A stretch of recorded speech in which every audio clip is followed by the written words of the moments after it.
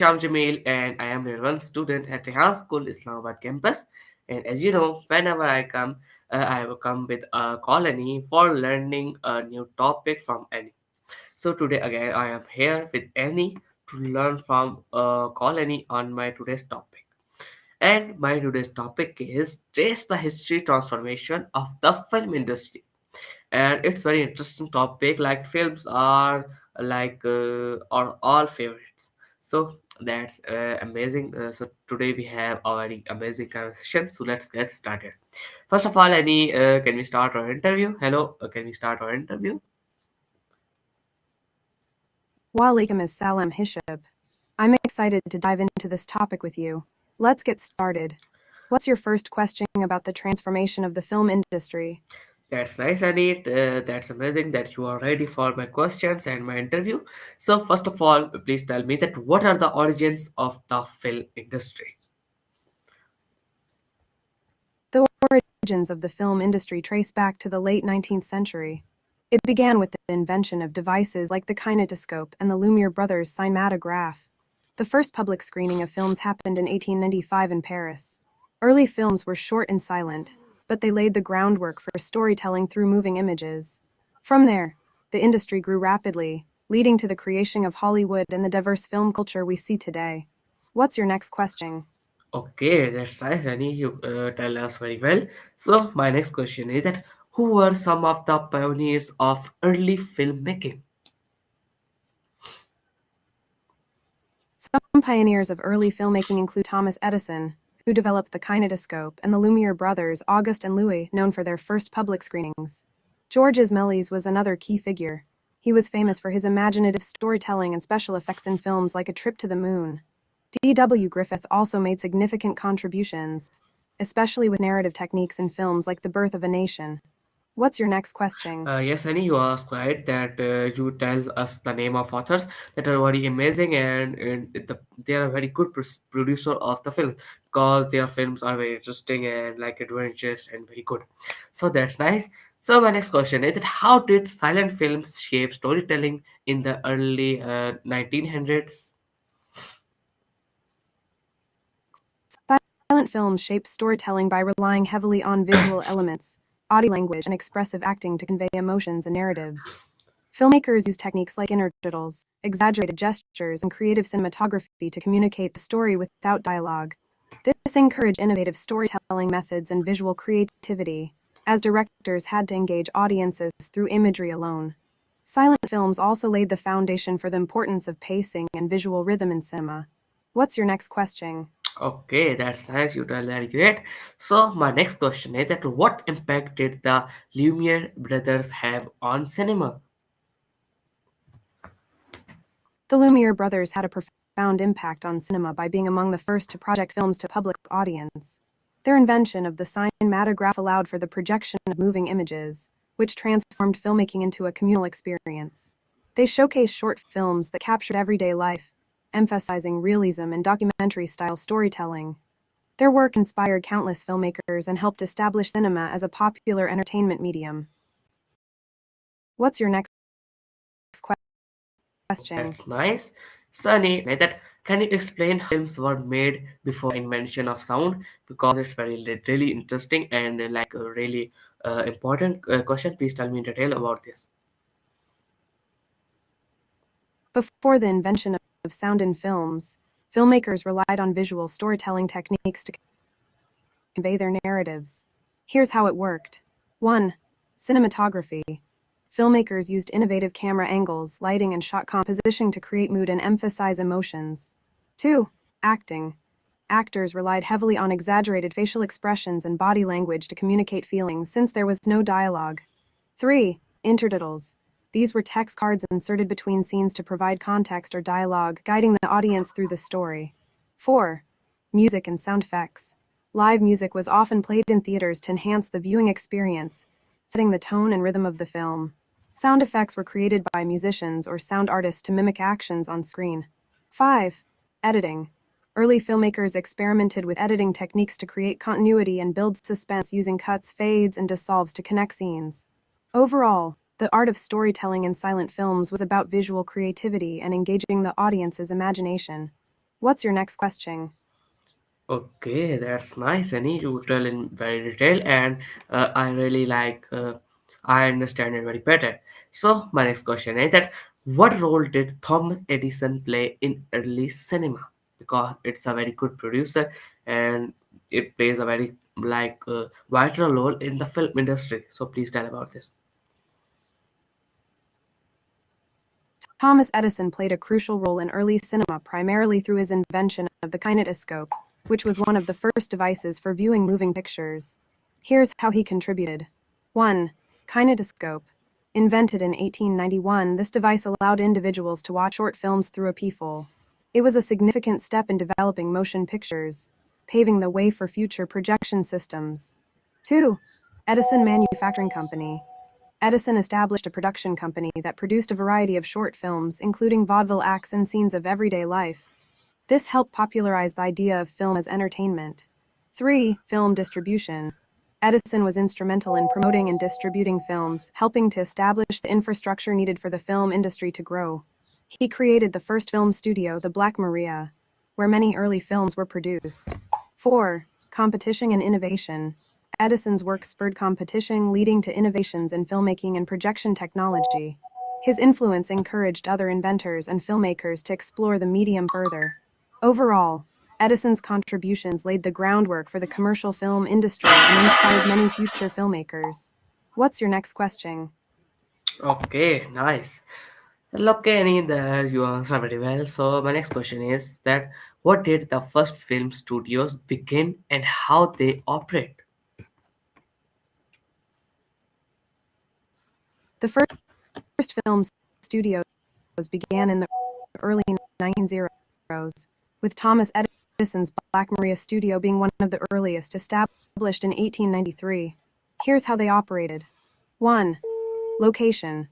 Studios were often built in urban areas to be close to talent and resources. Black Maria, for example, was in New Jersey. 2. Production. Early studios focused on producing short films. They had simple sets and used natural light, with filmmaking scenes in one take due to the limitations of early technology. 3. Crew. A small crew typically managed production, including a director, camera operator, and actors. As the industry grew, Kata, do you have a specific question or Yeah, Annie, that's it. You tell very in detail about the film studios began. So my next question is related to the golden age of cinema. So my first question is that what defines the golden age of Hollywood? The golden age of Hollywood to the 90s is defined by several key features. 1. Studio system. Major studios like MGM, Warner Bros., and Paramount dominated the industry, controlling production, distribution, and exhibition. 2. Star system. This era produced iconic stars like Marilyn Monroe, Humphrey Bogart, and John Wayne, who became household names and attracted audiences. 3. Genre variety. A wide range of genres flourished, including musicals, westerns, film noir, and romantic comedies, showcasing diverse storytelling. 4. Technological advancements. The transition from silent films to talkies revolutionized cinema with sound and color enhancing the viewing experience. 5. Censorship and the Hays Code. The Hays Code regulated content influencing storytelling and themes in films, often promoting conservative values. 6. Cultural impact. Films from this era reflected and shaped societal norms and values, making a lasting impact on popular culture. Overall, the Golden Age marked a period of creativity, innovation, and commercial success in the film industry. What's your next question? Okay, that's like great. So my next question from you is that how did film genres evolve during this time? Because this question is very important, so please tell me in detail. Film genre.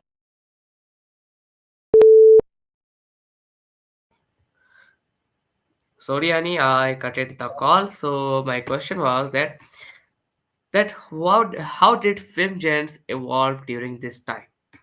And please just answer the questions because I have not enough knowledge to answer to your questions about this topic. So please just answer to my question. Don't ask question. Got it. Film genres evolved significantly during the early years of cinema. Silent films laid the groundwork for various genres like comedy, drama, and horror. The introduction of sound in the late 90s opened doors for musicals and dialogue-driven films. The golden age of Hollywood 90s saw the rise of genres like film noir, westerns, and epic dramas. Each genre reflected societal changes and audience preferences. Noir often depicted post-war disillusionment, while musicals provided escapism during tough times. As technology advanced, genres continued to diversify, leading to the wide range we see today. How's that for a quick summary?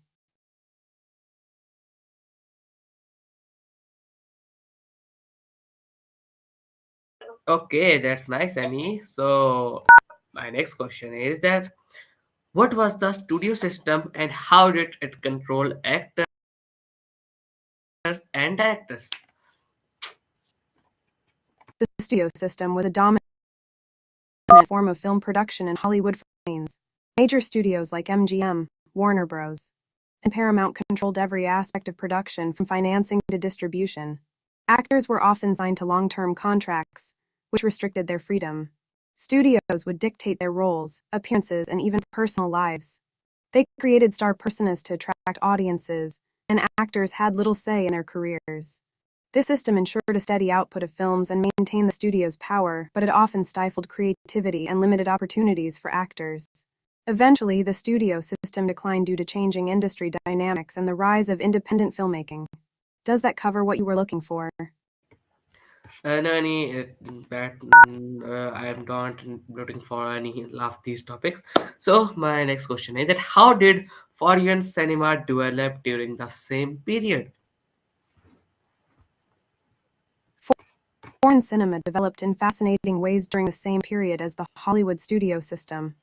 In Europe, for instance, the rise of movements like Italian moralism after World War II focused on everyday life and social issues, contrasting with Hollywood's glamorous narratives. In France, the new wave emerged in the late 90s, emphasizing experimentation, personal storytelling, and breaking traditional filmmaking conventions. Filmmakers like Francois Truffaut and Jean-Luc Godard challenged established norms and celebrated the art of cinema itself. In Asia, countries like Japan produced influential films, with directors like Akira Kurosawa gaining international acclaim. His works blended traditional storytelling with innovative techniques, influencing filmmakers worldwide. Overall, foreign cinema offered diverse perspectives and style enriched the global film landscape, often responding to cultural and political contexts in ways Hollywood didn't. How's that? Yes, Sunny, that was helpful to me. I really understand from it. So thank you for that. So my next question is that how has green screen technology changed the way movies are made? Because like with green screen, green screen, we can like do anything like really adventurous. Like in real, it was very easier. So what's about that? Green screen technology has revolutionized filmmaking. It allows filmmakers to create stunning visual effects and transport audiences to fantastical worlds. By filming actors in front of a green backdrop, editors can replace that green with any background, whether it's a bustling city, outer space, or a mythical landscape. This technology has made it easier to produce adventurous scenes that would be difficult or impossible to film in real life. It opens up endless creative possibilities, enabling filmmakers to visualize their wildest ideas. Plus, it saves time and money since elaborate sets or locations aren't always necessary. Avatar and the Avengers showcase how green screen can create immersive experiences. It's pretty amazing how it pushes the boundaries of storytelling, don't you think? Yes, Annie, I think you are right. So my next question is like, what did digital filmmaking replace traditional film? Digital filmmaking has largely replaced traditional film for several reasons. First, digital cameras are more cost effective and easier to use than film cameras. They allow film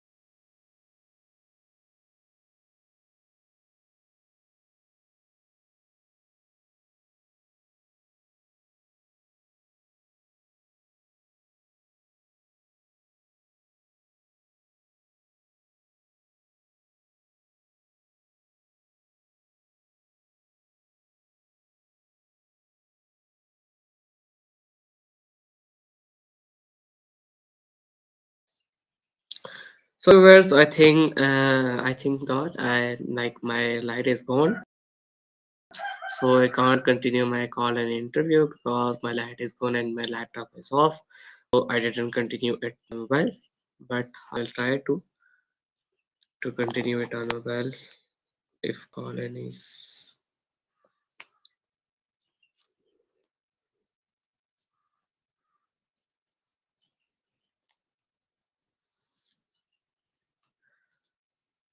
If Colin is replies, so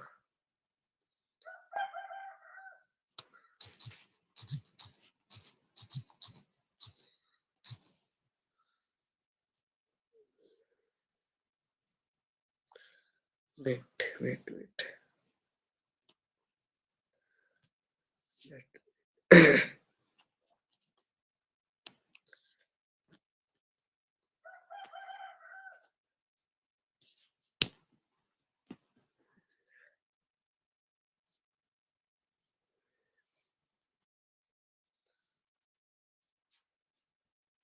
No, can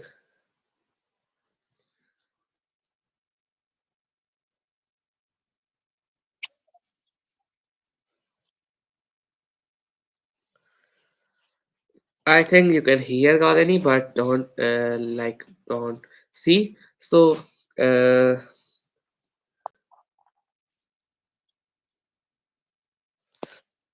no, Annie, I am live, so that's why.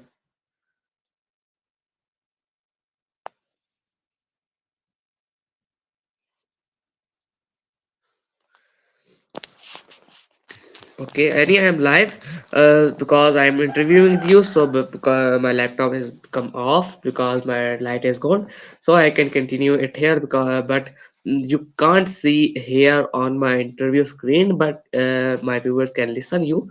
So I am continuing my interview on my today's topic: trace the history and transformation of the film industry. So can I continue?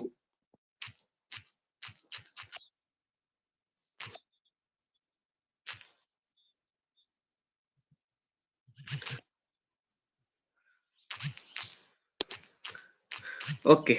So Annie, my next question is that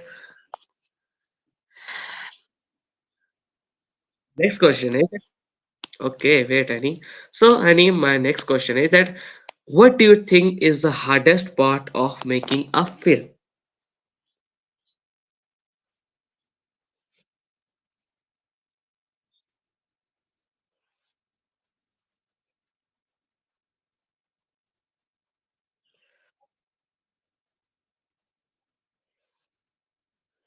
Yes, Annie, I think you are answering right, and it's great.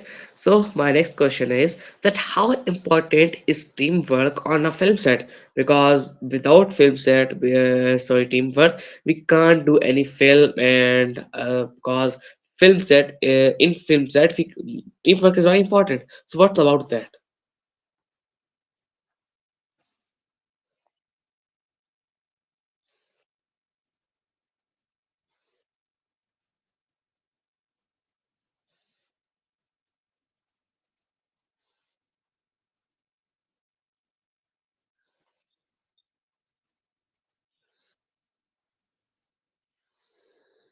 Okay. I don't know about the teamwork in the film set because I didn't create any film, so I don't know. So, any my next question is related to script and story. So, first question is that what makes a film script powerful?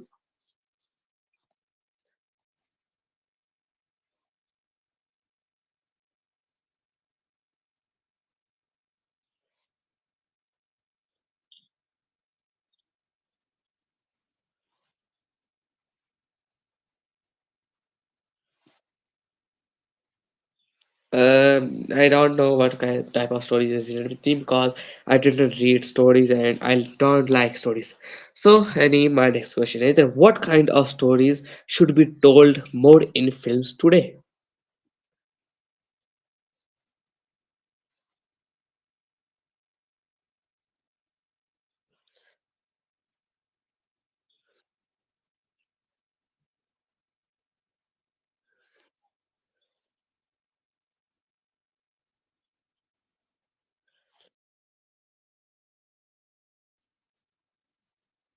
No, any I didn't have any favorite films like that do this. So my next question is that how do you feel about happy versus sad endings in films?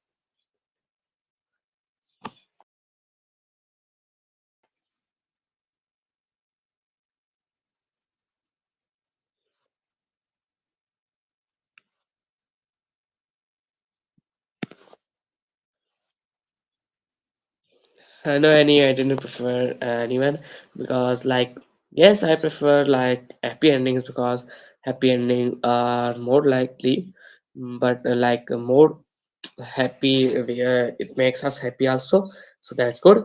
So any my next question is that fill in what do you think about the current state of the Pakistani films industry?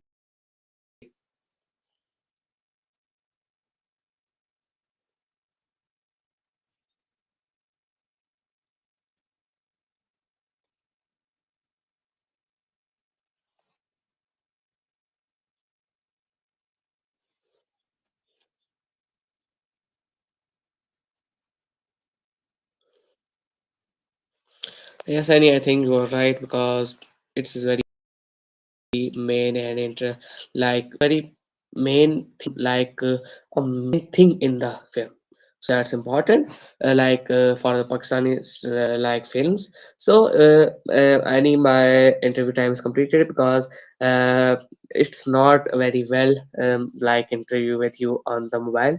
It's not good.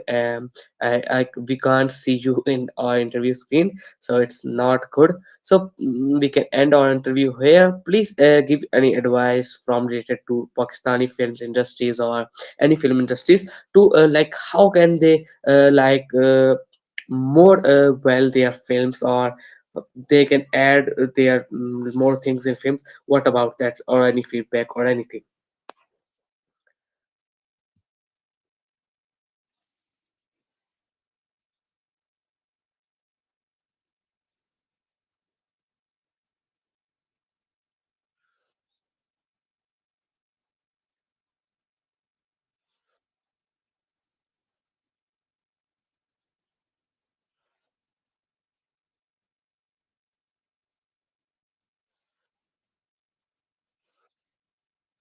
Okay, I also enjoyed conversation, but any there was a problem in our today's interview. I know that today's interview is not very good, viewers, but I promise that I will cover it on our next interview. The next interview is very good with Annie. So, viewers, see you in our next interview with Call Annie. Till then, Allah Hafiz. In end, as always, Pakistan Zindabad. See you in our next interview.